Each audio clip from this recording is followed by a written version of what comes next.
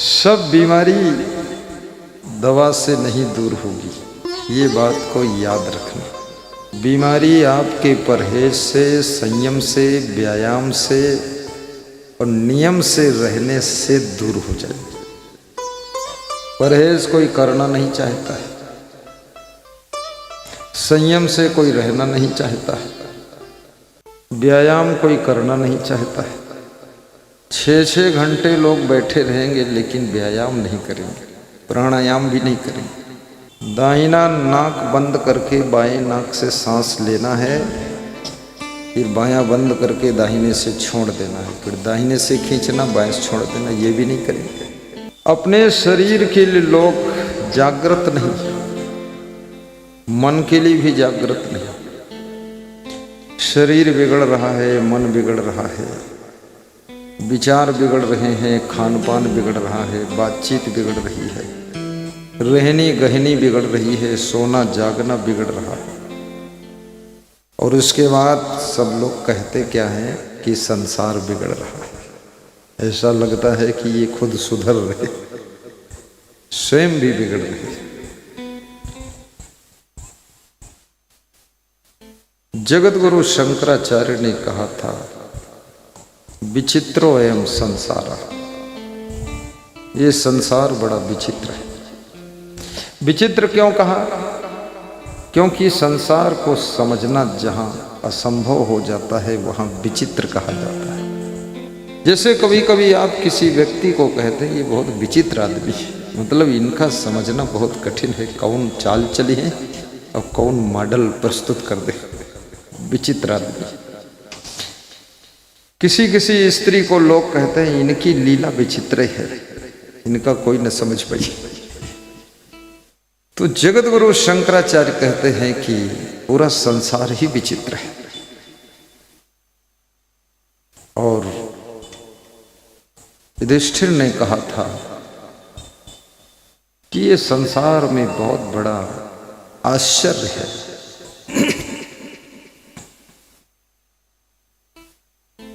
लोग मर रहे हैं और लोग उनको दफन कर रहे हैं,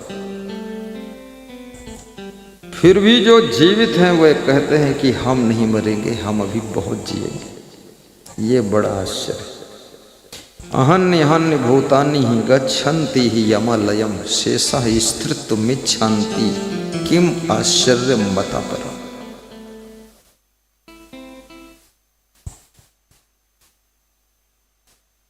जब यक्ष ने प्रश्न पूछा था पांडवों से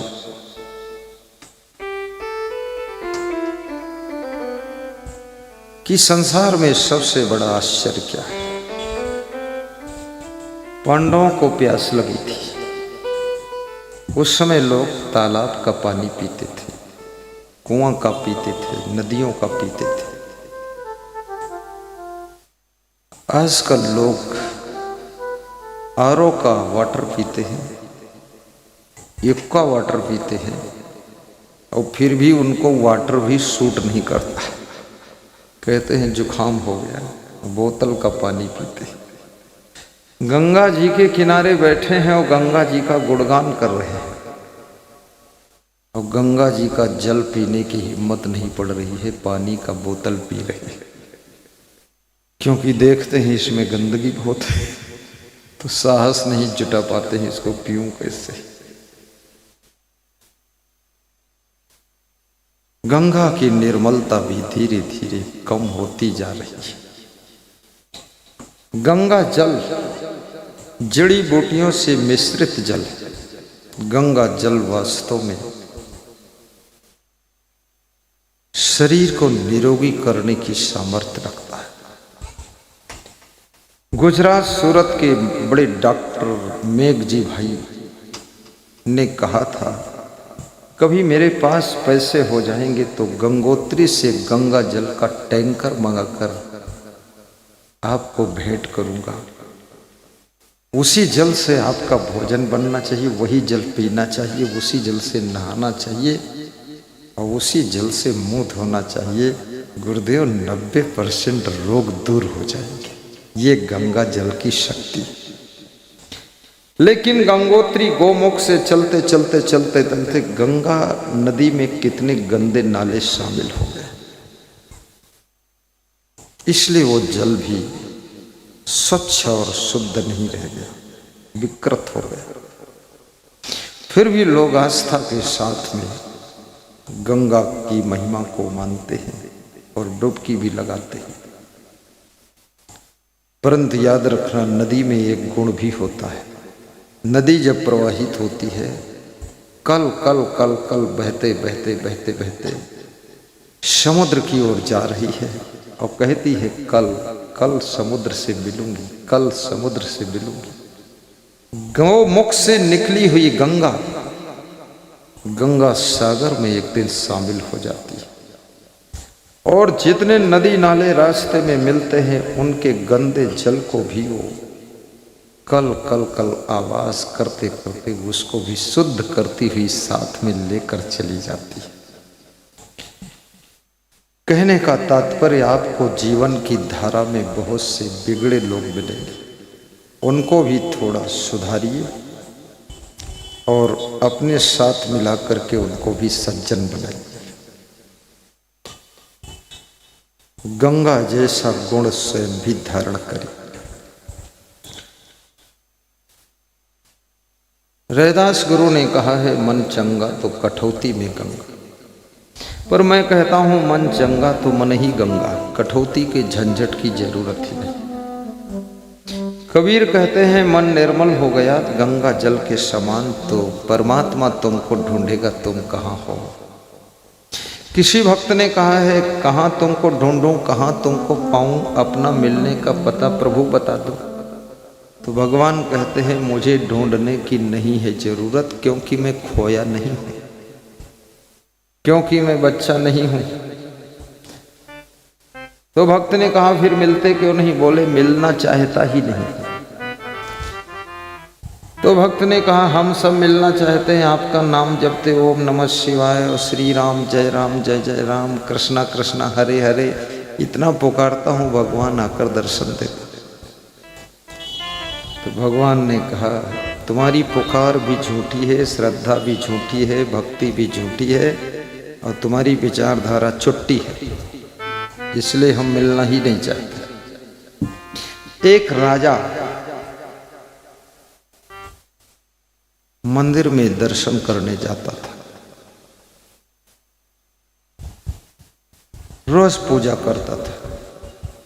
राजा को कभी भगवान का रूप दिखाई नहीं दिया, मूर्ति दिखती थी। तो राजा ने कहा कि भगवान है नहीं क्या? उसको थोड़ा संदेह होने लगा। तो भगवान आकाशवाणी करते हैं, तू संदेह मत कर, अगर साक्षात दर्शन करना है तो पूरब दिशा में जो 100 किलोमीटर दूर पर पहाड़ है वहां पर तुम आओ, तुमको हम दर्शन दे देंगे। तो राजा अदृश्य स्थिति में बोलता है कि मैं अकेले दर्शन क्या करूं? भगवान हमारी रानी को भी दर्शन दे दो। तो आकाशवाणी हुई, रानी को भी ले आना। अरे भगवान हमारी जनता को भी दर्शन दे दो, जनता भी बहुत पूजा पाठ करती है, सब गाते हैं रघुपति राघव राजा राम। बोले जनता को भी ले आओ, सबको ले आओ। कल सुबह 8 बजे से 10 बजे तक दर्शन होंगे और मैं स्वयं प्रकट हो जाऊंगा। राजा बड़ा खुश हुआ, भगवान पर विश्वास बढ़ा। उसने डुग्गी बजवाई, अपने नगर में ढिढोरा पीट दिया कि जिसको जिसको भगवान का दर्शन करना है सब मेरे साथ में अपने अपने वाहन के साथ यात्रा करें। 8 बजे भगवान मिलेंगे पहाड़ पर, सबको कंपलसरी चढ़ना। राजा का आदेश, श्रद्धा है कि नहीं है, सब चल दिए। 2-2 फूल लेकर स्नान करके 4 बजे ही उठ गए, सब वाहन से जाने लगे। रास्ते में 50 किलोमीटर जब पार किया तो चांदी के सिक्कों का ढेर लगा था। 10 किलोमीटर तक चांदी के सिक्के ही सिक्के। जनता के लोग सिक्के बटोरने लगे और राजा साहब आगे निकल गए, रानी आगे निकल गई, मंत्री लोग आगे निकल गए। राजा साहब ने मुड़ के देखा तो भीड़ बहुत कम है। तो पूछा ये लोग कहाँ चले गए? तो बहुत लोग आए थे, 50,000 लोग थे, यहाँ तो 1000 ही दिख रहे। मंत्रियों ने कहा वो चांदी के सिक्के जो 10 किलोमीटर तक सब पड़े हुए थे उनको बटोर कर जनता जो है वापस जा चुकी है। राजा ने कहा कोई बात नहीं, और आगे बढ़ो। आगे देखा सोने के सिक्के थे, 10 किलोमीटर तक पड़े थे। तो जो साथ में 1000-2000 लोग बचे थे, मंत्री और मंत्रियों का परिवार, वो सब सोने के सिक्के बटोर कर वापस हो। फिर राजा मुड़ के देखा तो केवल रानी बची साथ में, बाकी सब लौट गए। थोड़ी दूर चल करके हीरे रास्ते में बिछे हुए थे, चमकते हुए हीरे। रानी हीरों को बटोर कर गठरी बांध कर वो भी वापस लौट गए। राजा जब पहाड़ के पास पहुंचा, अकेला था। राजा ने कहा ये मामला क्या है? भगवान के पास राजा गया। भगवान ने कहा आपकी रानी नहीं आई, आपकी जनता नहीं आई, मंत्री वगैरह नहीं आए? बोले सब आए थे प्रभु। जनता चांदी के सिक्के बटोर कर गठरी बांध कर लौट गई।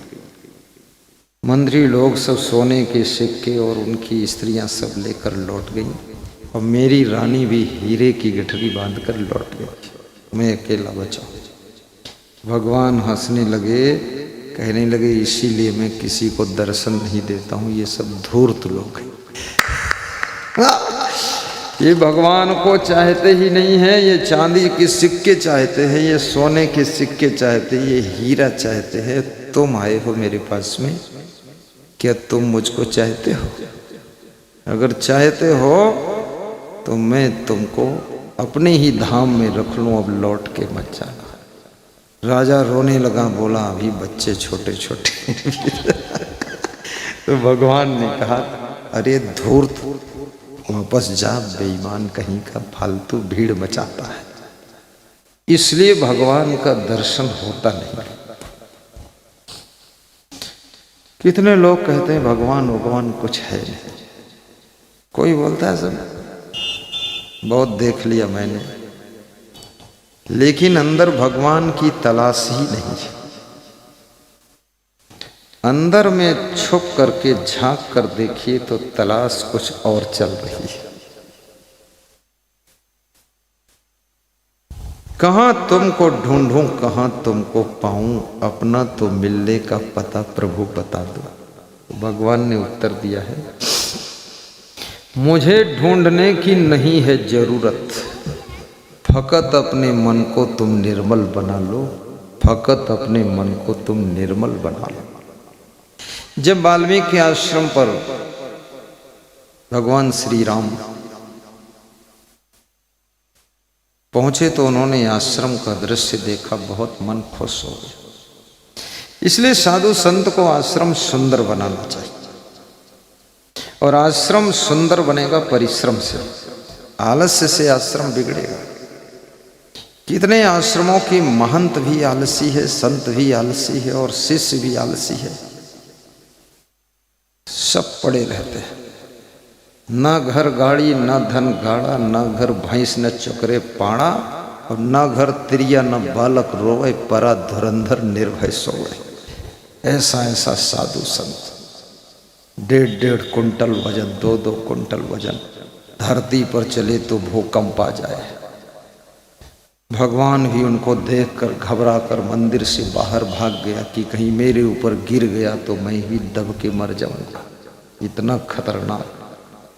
मांस तो नहीं खाता है, लेकिन अपना ही मांस 1.5-2 कुंटल बढ़ाया है। संयम नियम कमजोर है। स्वाद को जीतना बहुत बड़ी साधना है। जब योग वशिष्ठ में निर्वाण प्रकरण में भगवान राम ने गुरु वशिष्ठ से पूछा था कि भगवान बनने के लिए क्या करना पड़ता है। अभी जो चौबे जी ने बात कही, दिलीप चौबे नाम है, बहुत बड़ी बात लगी कि लोग डॉक्टर बन रहे हैं, कलेक्टर बन रहे हैं, इंजीनियर बन रहे हैं, मास्टर बन रहे हैं, लेकिन लोग मनुष्य नहीं बन रहे। मनुष्य के चेहरे को लेकर जन्म तो लिया है, लेकिन धीरे धीरे जानवर बन रहे, कीड़े मकोड़ा की तरह रेंग रहे। बस खाना पीना, भोगना, सोना, चिल्ला चोट, मार पीट, झगड़ा और घर ही में नरक बनाना। इनको नरक जाने की जरूरत ही नहीं है, इन्होंने अपना नरक स्पेशल घर ही में बना दिया है, उसी में रोज डूबते रहते हैं। लेकिन मरेंगे तो इनके नाम की प्लेट जब लिखी जाएगी तो उसमें यही लिखा होगा कि स्वर्गीय हो गए। अब ये घर घर में नरक बनाने वाले लोग, ये अगर सब स्वर्ग में पहुंच जाएंगे तो मुझे तो पूरा विश्वास है कि ये स्वर्ग को भी नरक ही बना देंगे, बना दिए होंगे। इसलिए तुम स्वर्ग जाना ही मत, क्योंकि नरक में कोई जाता नहीं। तुम नरक चलो, मैं भी चलूंगा, बड़ा आश्रम बनाऊंगा, प्रवचन सुनाऊंगा, ठीक ठाक रहना, नहीं वो स्वर्ग नरक भी फिर और नरक हो जाएगा। ठीक से रहना सीखो। पांडवों को तांडव वन मिला था बंटवारे में, पुरुषार्थ के दम पर उन्होंने हस्तिनापुर से सुंदर तांडव वन को बनाया था। पुरुषार्थ की शक्ति को समझो। सुरेंद्र जायसवाल, हमेशा परिश्रम के भी पुजारी बनो, आलस्य के भक्त मत बनो। आलस्य से बड़ा कोई शत्रु नहीं है और परिश्रम से बड़ा तुम्हारा कोई मित्र नहीं। वशिष्ठ जी कहते हैं, हे राम,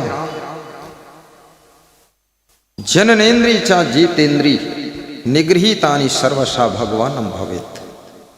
जो अपनी जननेन्द्रिय को और स्वाद इंद्रिय, जिह्वा इंद्रिय को बस में कर लेता है, हे राम, वो तत्क्षण भगवान बन जाता है, तत्क्षण भगवान बन जाता है। आपकी इंद्रियां हैं, बहुत बड़ी चुनौती है, आप उनको बस में नहीं कर पा रहे, बल्कि आप इंद्रियों के बस में रहते हैं। जो उचित नहीं है उन कार्यों में इंद्रियों को लगा देते हैं। जितनी चाय तुम पी रहे हो इतनी जरूरत ही नहीं। आज मैं श्री महेंद्र सिंह व्यास जी के यहाँ गया, नरेंद्र सिंह के यहाँ, एडवोकेट साहब,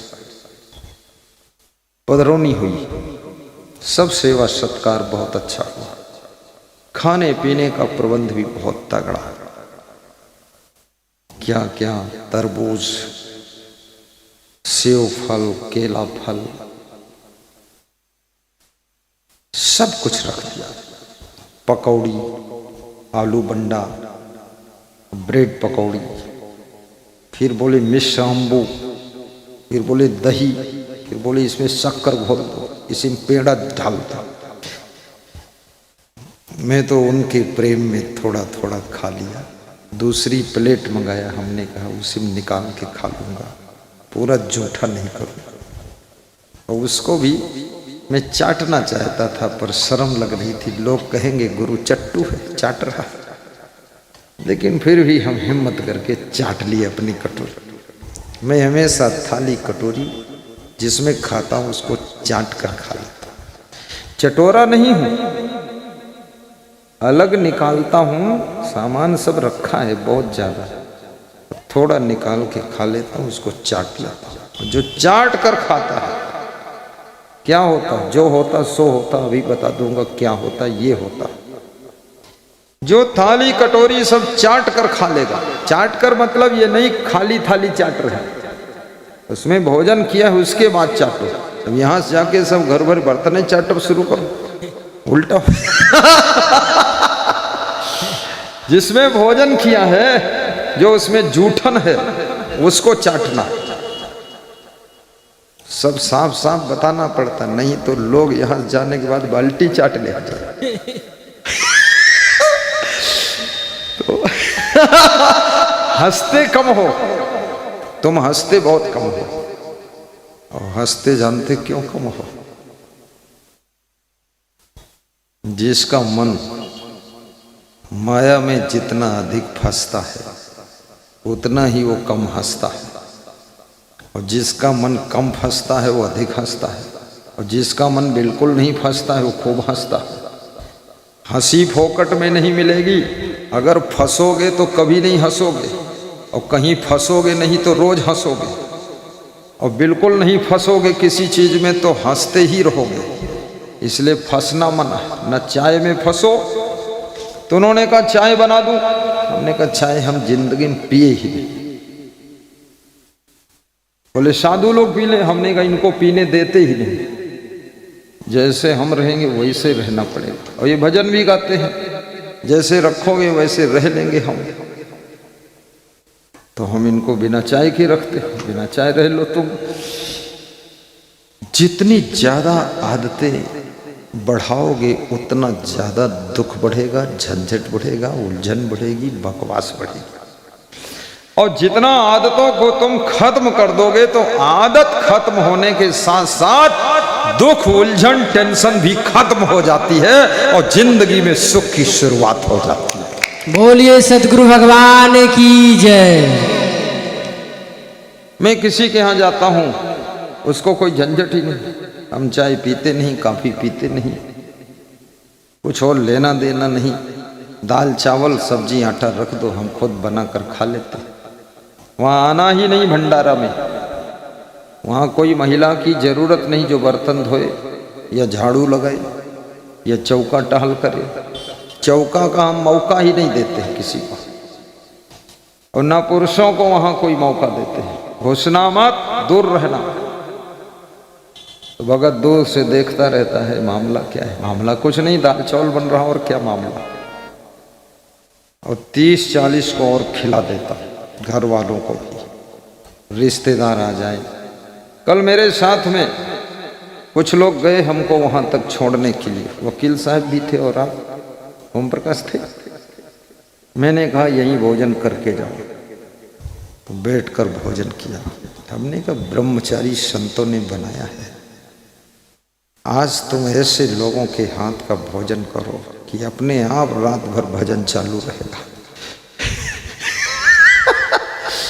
भोजन का बहुत बड़ा असर पड़ता है। भोजन बिगड़ा तो भजन बिगड़ा, पानी बिगड़ा तो बानी बिगड़ी, मन बिगड़ा तो तन बिगड़ा, फिर कर्म बिगड़ा तो भाग्य बिगड़ा। इसलिए भोजन भी सबके घर खाना मत। भोजन में शुद्धता का बहुत ध्यान रखो, पवित्रता का ध्यान रखो, शाकाहारी का भी ध्यान रखो,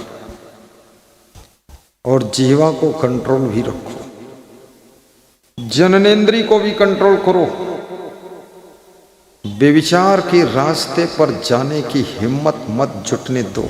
अपने मन को ऐसे पकड़ कर रखो जैसे कोई अपने हाथ में चिड़िया को पकड़ लेता है। फिर ये मन तुम्हारा मित्र बन जाएगा। मनयो मनुष्याणाम कारणम बंध मोक्षयो। मन ही मनुष्य के बंधन मोक्ष का कारण है। बंधाए विषया संगो मुक्तो निर्विषयम मना। विषय भोगों में जो आसक्ति है वही बंधन है, और विषय भोगों से उन्मुक्त होना, अनासक्त होना, यही मोक्ष है।